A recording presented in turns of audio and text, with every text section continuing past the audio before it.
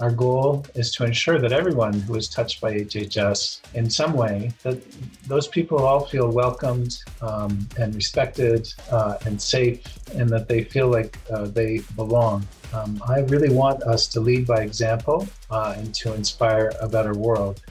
So we are following that direction. We are using our HHS ethical framework to help guide us in our decision-making about the ramping up of which services and which timing, along with decisions around our deployment considerations. And of course, patient safety and clinical need is always our utmost priority. We have a number of priorities to balance.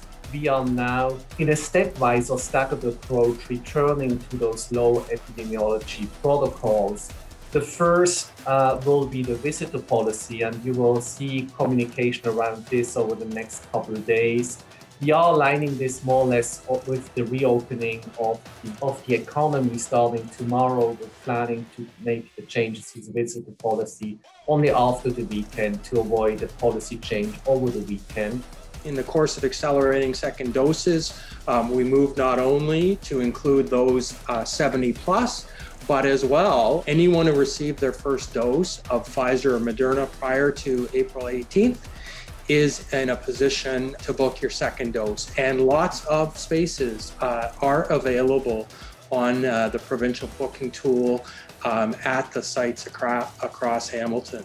I would really inspire you to look at the policy that was made in 2019 here at HHS, and that's our gender identity and gender expression policy. You can find it in the policy library. It is relevant to everybody who works here at HHS. It talks about things like privacy and confidentiality, which is so important for safety. It talks about things like transitions in the workplace.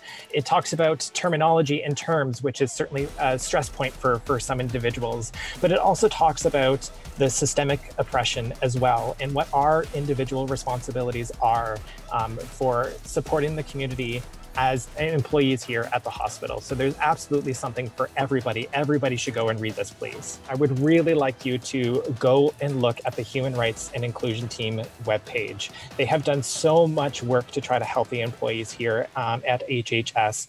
Wanted to wish everybody that's listening happy Pride. I think a great news story today, and thanks to all for being here. Really appreciate it. We'll see you all next week.